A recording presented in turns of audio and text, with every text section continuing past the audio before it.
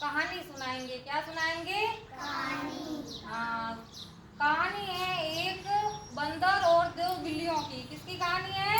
एक बंदर है और दो बिल्लियों की कहानी है। हाँ, कहानी किसकी है भाई, बोलो तो। एक बंदर दो बिल्ली की कहानी। वेरी गुड, एक बंदर और दो बिल्ली की कहानी है।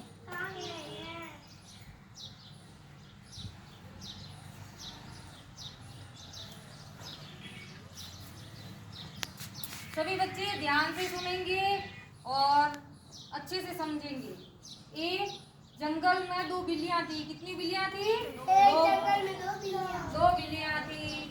दोनों के पास रोटी के दो टुकड़े थे। कितने टुकड़े थे? दो। हाँ, एक रोटी के दो टुकड़े थे, एक रोटी के दो भाग थे।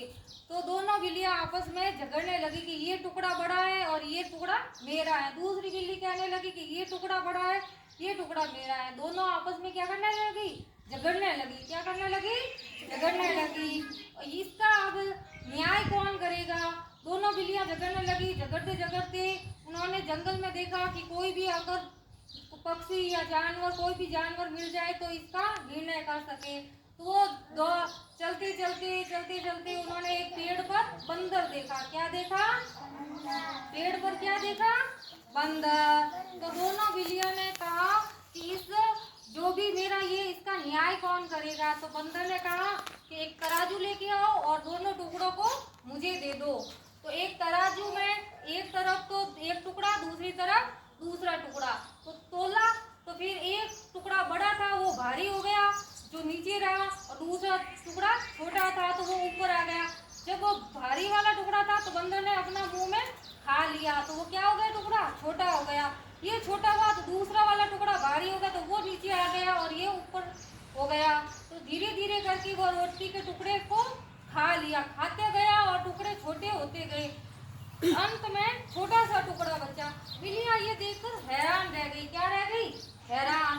तो थोड़ी देर बाद उन बिल्लियों ने सोचा कि बंदर हमारे इसका कोई निर्णय नहीं करेगा। ये बंदर तो हमारे सारे की सारी रोटी के दोनों टुकड़ों को खा गया।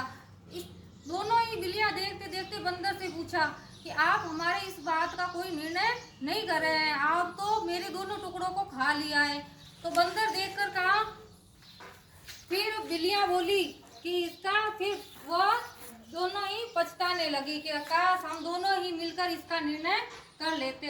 तो इस कहानी से हमें यह शिक्षा मिलती है कि कोई भी निर्णय करने से पहले सोच समझकर करना चाहिए। किसी के भरोसे ये निर्णय नहीं करना चाहिए। दूसरों के भरोसे पर किसी भी कार्य को नहीं थोपना चाहिए। अपना निर्णय या अपना कार्य स्वयं करना चाहिए। चलो बच्चों, ये कहानी कैसी लगी? अच्छी। ताली बजाओ। Very good.